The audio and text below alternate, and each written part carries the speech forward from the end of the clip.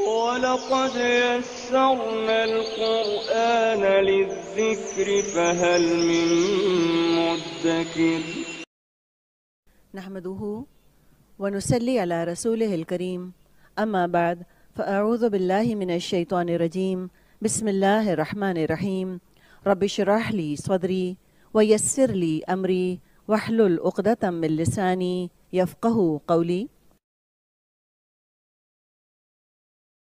249 ف تو لما جب فلما تو جب فصلا جدا ہوا فصالن آپ نے پیچھے پڑھا تھا دودھ چھڑانے کے لیے فصلا آ گیا جدا ہوا طالوت طالوت بی ساتھ الجنودی لشکروں کے بالجنودی ساتھ لشکروں کے قال اس نے کہا ان بے شک اللہ اللہ ان اللہ مبتلی آزمانے والا ہے با لام واو مادہ ہے نبلونکم پیچھے پڑا تھا با لام واو مبتلی کم تم کو مبتلی کم بی ساتھ نہرن ایک نہر کے بی نہر ف تو من جس نے فمن شریبہ اس نے پی لیا من ہو اس سے من پلس ہو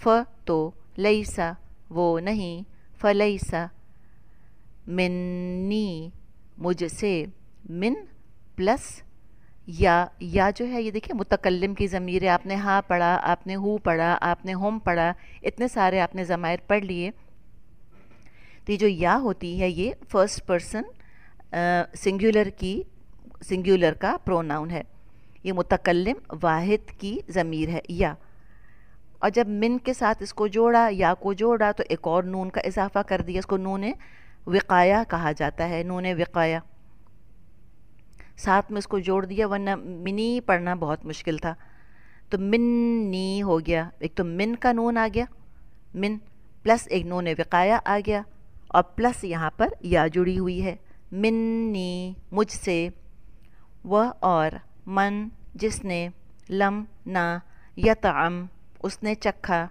ہو اس کو یطعم ہو اس نے چکھا اس کو تو عین میم مادہ ہے طعام جس سے لفظ بنتا ہے یطعم ہو ف تو ان بے شک ہو وہ فانہ تو بے شک وہ منی مجھ سے ہے اب یہ کیا ہے دیکھیں وہی والا ہے من تو ہو گیا پلس کیا ہو گیا یا متکلم کی ضمیر ہے میں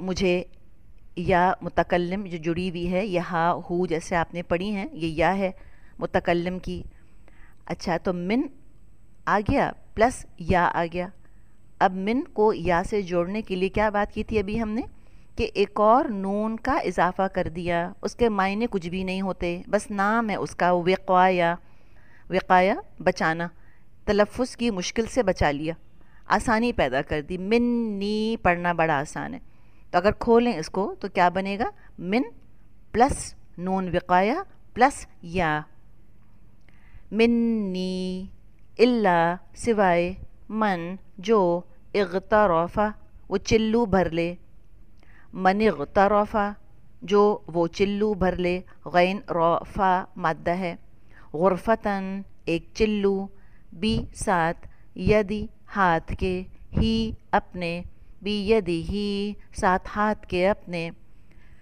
ف تو شریبو انہوں نے پی لیا فشریبو تو انہوں نے پی لیا من ہو اس سے من پلس ہو اللہ سوائے قلیلاً چند کے من ہم ان میں سے من پلس ہم ف تو لما جب فلما تو جب جاوزا پار کیا جیم واؤزا مادہ ہے جاوزا پار کیا ہو اس کو جاوزہ ہوا اس نے وہ اور الذین انہوں نے جو آمنو وہ ایمان لائے تھے مع ساتھ ہو اس کے معہ قالو انہوں نے کہا لا نہیں طاقت کوئی طاقت لیے نا ہمارے لنا لیے ہمارے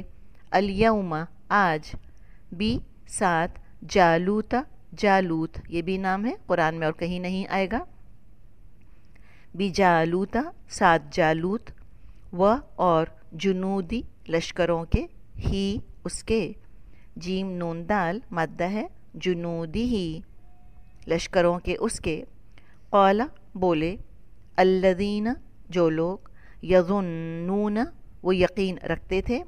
اچھا اس کو دیکھیں یا ہو گیا وہ کی علامت مادہ کیا ہے ضا نون نون.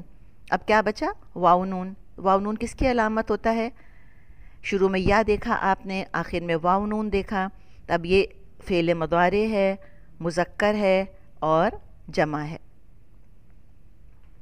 ان بے شک ہم وہ انہم بے شک وہ ملاقو ملاقات کرنے والے ہیں اللہ اللہ سے ملاق اللہ کم کتنی ہی من سے فیعتن جماعتوں فا حمزہ واو مادہ ہے من فیعتن جماعتوں میں سے قلیلتن چھوٹی غلبت وہ غلبہ پا گئیں فیعتن جماعتوں پر کثیرتن بڑی. فیعتن قلیلتن میں سب میں دیکھیں آپ کی گولتا ہے مونس اسم اور فعل کون سا ہے غلبت. یہ فعل ماضی ہے اور لمبی تا ہے لمبی تا پر سکون ہے تو کس کی علامت بنتی ہے یہ فعل کی کون سا فعل فعل ماضی اور مونس اور واحد اور غائب غلبت. فیعتن کثیرتن بھی ساتھ اذنی اجازت کے بھی اذنی ساتھ اجازت کے اللہ اللہ کی بِإِذْنِ اللہ و اور اللہ اللہ واللہ مع ساتھ ہے الصابرین صبر کرنے والوں کے مع الصابرین. اینا کی آواز آ رہی ہے مذکر جمع اسم. نحمده ونصلي على رسوله الكريم اما بعد فاعوذ بالله من الشيطان الرجيم بسم الله الرحمن الرحيم رب اشرح لي صدري ويسر لي امري واحلل عقدة من لساني يفقهوا قولي رب يسر ولا تعسر وتمم بالخير اللهم إني أسألك علما نافعا ورزقا طيبا وعملا متقبلا يا مقلب القلوب ثبت قلبي على دينك رب زدني علما آمین یا رب العالمین. السلام علیکم ورحمۃ اللہ وبرکاتہ. اللہ سبحانہ وتعالیٰ کی توفیق اور اللہ تعالیٰ کی رحمت کے ساتھ ہم اپنے لیسن سورۃ البقرہ کی آیت نمبر 249 یعنی کہ 249 کو دیکھیں گے اس نیت کے ساتھ کہ اللہ سبحانہ وتعالیٰ ہمارے لیے ان تمام آیات کو پڑھنا اس کے ایک ایک حکم کو پڑھنا اور پھر اس پر عمل کرنا آسان کر دیں اور ہمیں توفیق عطا فرمائیں کہ ہم اپنے عمل کے ساتھ اسے دوسروں تک پہنچا سکیں. اللہ سبحانہ وتعالی ہمیں اپنے دین اسلام پہ چلنے کی توفیق عطا فرمائے اور ہم سے دین اسلام کا ہماری نسلوں سے دین اسلام کا بہترین کام لیں اور ہمیں اور ہماری نسلوں کو فتنوں سے اپنی پناہ میں رکھیں آمین. اپنے لیسن کا آغاز کرتے ہیں آیت نمبر 249 سے. اللہ تعالیٰ فرما رہے ہیں فلما فصل طالوت بالجنود جب طالوت لشکروں کو لے کر نکلے تو کہا سنو اللہ تمہیں ایک نہر. کون سی نہر؟ یہ یہاں پر لکھ لیں کہ یہ نہر اردن اور فلسطین کے درمیان ہے. تو اللہ تعالیٰ نے کہا کہ سنو اللہ تمہیں ایک نہر سے آزمانے والا ہے. جس نے اس میں سے پانی پی لیا وہ میرا نہیں اور جو اس سے نہ چکھے وہ میرا ہے.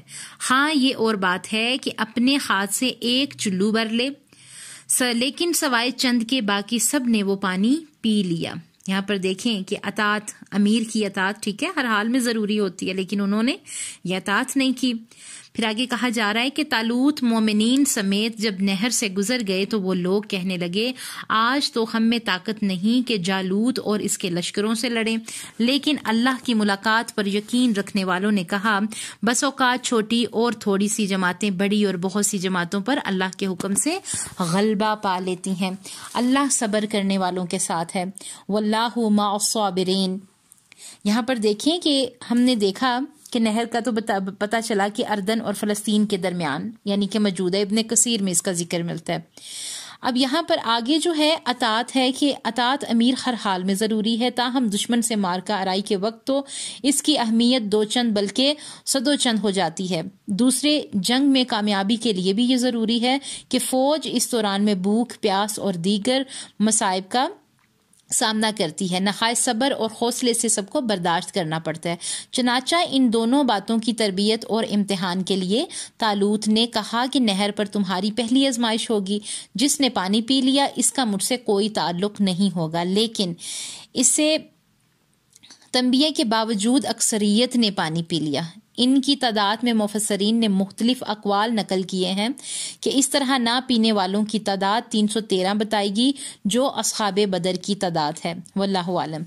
دوسرا کہ ان کے اہل ایمان نے بھی ابتدا میں جب دشمن کی بڑی تعداد دیکھی تو اپنے قلیل تعداد کی پیش نظر اس رائے کا اظہار کیا، جس پر ان کے علماء اور اس سے زیادہ پختہ یقین رکھنے والوں نے کہا کہ کامیابی تعداد کی کثرت اور اسلحہ کی فراوانی پر منحصر نہیں بلکہ اللہ کی مشیت اور اللہ سبحانہ و تعالیٰ کے حکم پر موقوف ہے، اور اللہ تعالیٰ کی تائید کے لیے صبر کا اہتمام ضروری ہے۔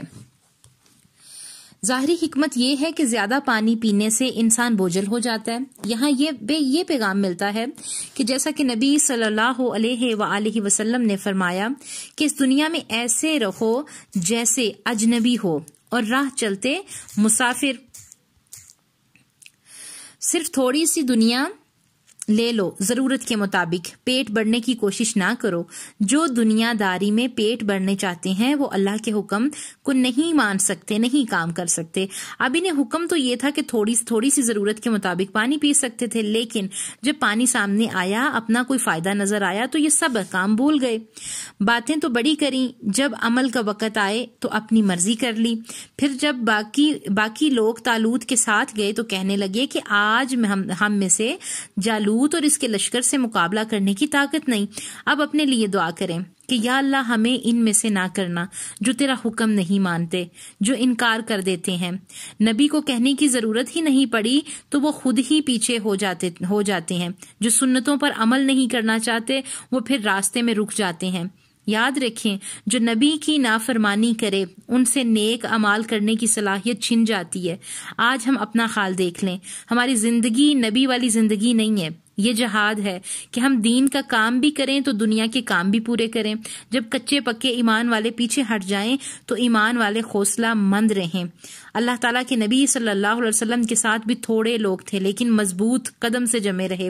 بس اوقات تھوڑی سی جماعت نے اللہ کے حکم سے بڑی جماعت پر فتح حاصل کی ہے، اور اللہ استقلال رکھنے والوں کے ساتھ ہے، یعنی کہ اپنی تعداد پر مان نہیں کرنا، اللہ کا ساتھ ہی کافی ہے۔ اللہ تعالیٰ موقع دیتا ہے کہ اس سے فائدہ اٹھائیں، کیونکہ اگر اس وقت نیکی نہ کی تو دوبارہ موقع شاید نہ ملے۔ دعا کریں کہ اللہ سبحانہ و تعالیٰ ہمیں ایسے تھوڑوں میں شامل کر دے، ایسے تھوڑوں میں کر دے، آمین۔ اللہ کے نبی صلی اللہ علیہ وسلم کے ساتھ کم لوگ تھے لیکن صبر والے لوگ تھے۔ علم کا سفر صبر کا سفر ہے، یاد رکھیں اس بات کو۔ اللہ تعالیٰ ہمیں دین اسلام کے ایک ایک حکم پر جمنے کی توفیق عطا فرمائے، آمین۔ سبحان ربک رب العزت عما یصفون وسلام علی المرسلین والحمد للہ رب العالمین۔ السلام علیکم ورحمۃ اللہ وبرکاتہ۔